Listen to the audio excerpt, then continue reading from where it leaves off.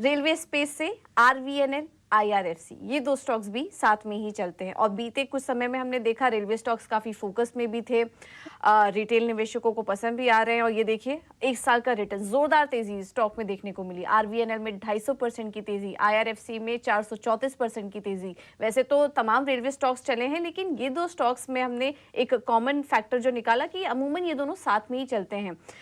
Railway पर जिस तरह से सरकार फोकस कर रही है उसका फायदा यहाँ पर मिल रहा है। ऑर्डर पाइपलाइन दोनों ही कंपनियों की काफी मजबूत नजर आ रही है और रेलवे कंपनियों के लिए ये भी बात हो रही है कि India middle east Europe corridor से भी कंपनियों के लिए काफी सारे अवसर यहाँ पर बनते हुए दिखाई देंगे। इस वजह से आरवीएनएल और आईआरएफसी ये एक तीसरी जोड़ी के तौर पर निकलकर सामने आई है जिसमें कि हम शानदार तेजी देख रहे हैं। तो सनी, आरवीएनएल, आईआरएफसी क्या व्यू बन रहा है आपका? ओवरऑल रेलवे सेक्टर आपको कैसा लग रहा है, उसमें ये दोनों कंपनियां कैसी लग रही हैं और क्या व्यू बन रहा है आपका?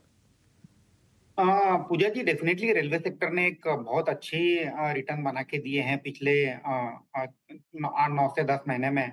और अब थोड़ा सा यहाँ पे हमें स्टॉक स्पेसिफिक होने की जरूरत है। जिस तरह से ये क्वार्टर में रेलवे कंपनीज के नतीजे आए हैं और अगर मैं उसको वैल्यूएशन के साथ अगर मैं क्लब कर दूं तो मुझे लगता है कि at current juncture RVNL better place है।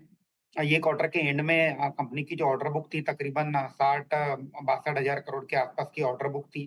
कंपनी सालाना 20 से 22 हजार करोड़ टॉप लाइन करने की क्षमता रखती है।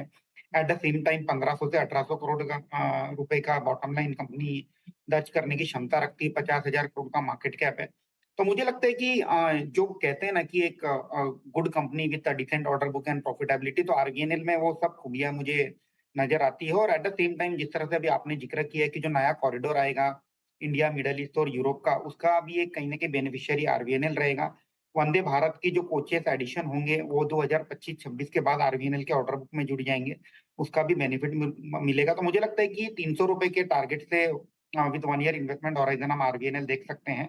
आईआरएफसी जो कि एक फाइनेंसिंग आर्म है रेलवे इंडियन रेलवेज की, वहां मुझे लगता है कि कहीं ना कहीं वैल्यूएशन बहुत ऊंचे हैं। तकरीबन 3.5 से 4 टाइम प्राइस तो बुक मल्टीपल पे चल रहा है। और at the same time since government of India की होल्डिंग बहुत ज्यादा है आईआरएफसी में, एक ऑफर फॉर सेल आने का भी एक ओवरहैंग मुझे आईआरएफसी में दिखता है।